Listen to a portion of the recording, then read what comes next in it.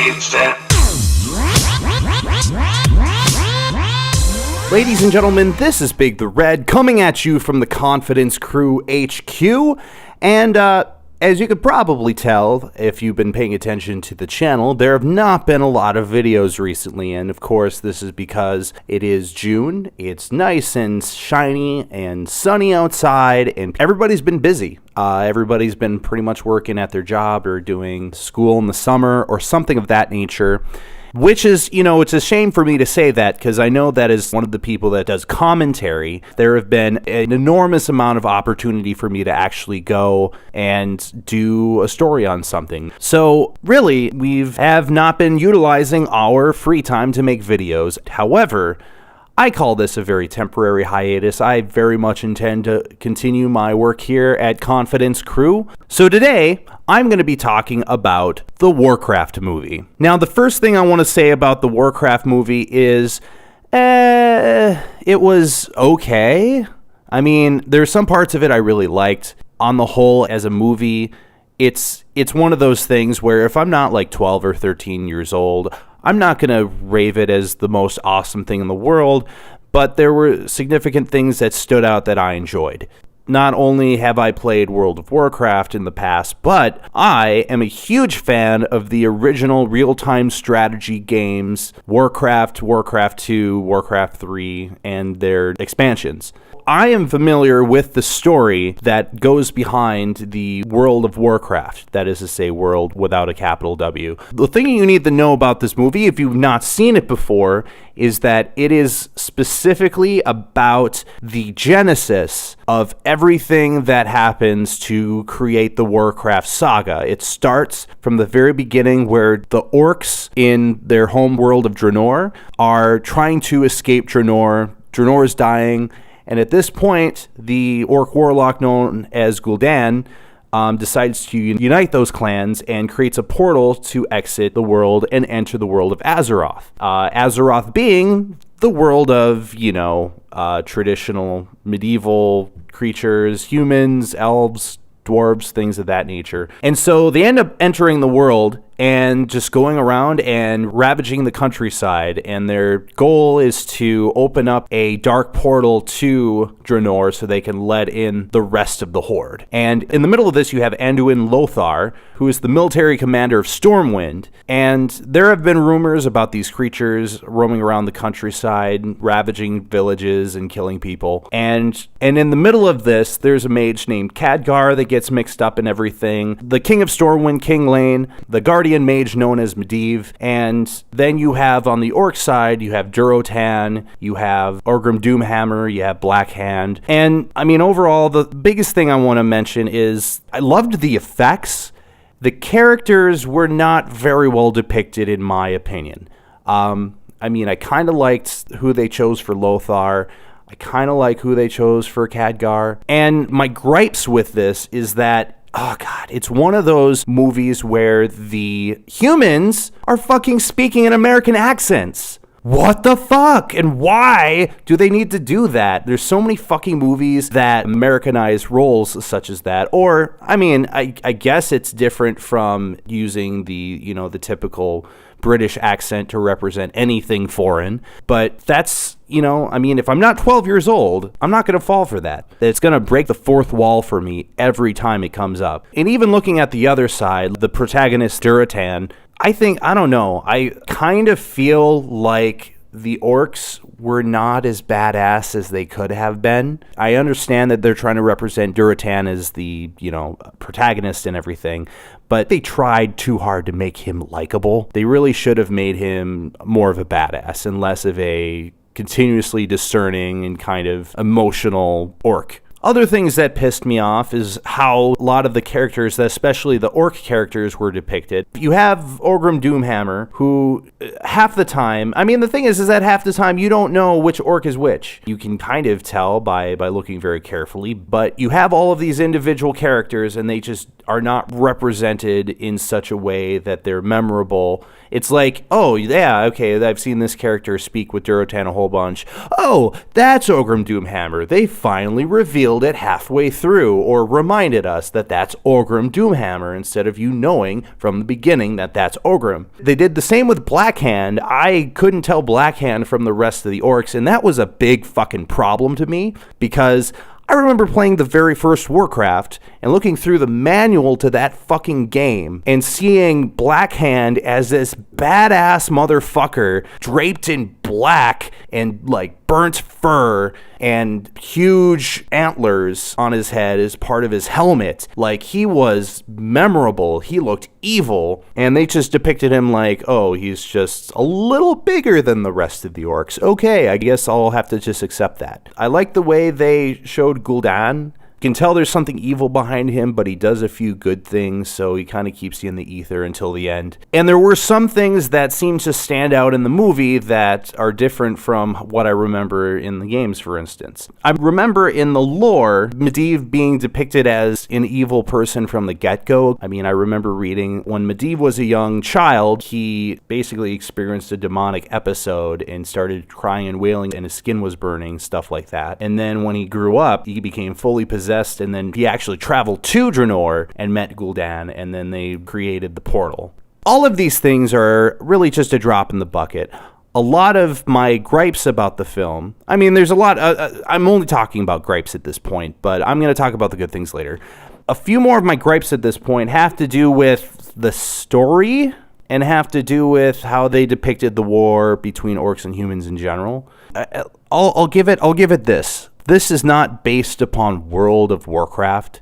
This is based upon the first Warcraft game, which was pretty much a pixely real-time strategy game like the first of its kind. And how the fuck are you going to make a game about building buildings and sending units at each other? Like, how are you really going to do that? I know that they had a cutscene somewhere where they're viewing, the land of Azeroth from kind of a bird's eye view, and it zooms in a lot of the battlegrounds that happen, and that kind of gives it kind of a feeling of like a real-time strategy game, but I feel like they could have had more scenes that kind of represented that. I liked the music, kind of. I feel like they could have pulled more music from the earlier Warcraft games. Like, I would have killed for the soundtrack to like Warcraft 2 or something like that being composed by a large orchestra. But of course, we already get some of that in like, Heroes of the Storm if you play that. And can I just take a moment and talk about that one? There's the scene with the council meeting with King Lane and a lot of leaders from some of the other kingdoms.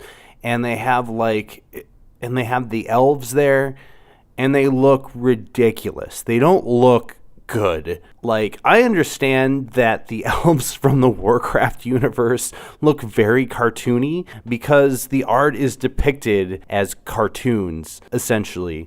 It's illustrated, it's animated. This movie just makes them look really fucking weird. That's one thing that jumped out at me in that scene, and I almost couldn't focus on the rest of the scene because I was just like, these elves look like fucking freaks. They don't look like elves. They look ugly as shit. And I also was a little bit confused by like the city in the sky. I don't remember Dalaran being like that. And I mean, they had dwarves in there, but only for like a moment. There's only one scene where you really see many dwarves, and that's like the beginning where they introduce Lothar. I like how they portrayed the dwarves, but god damn it, those elves are just fucking ugly.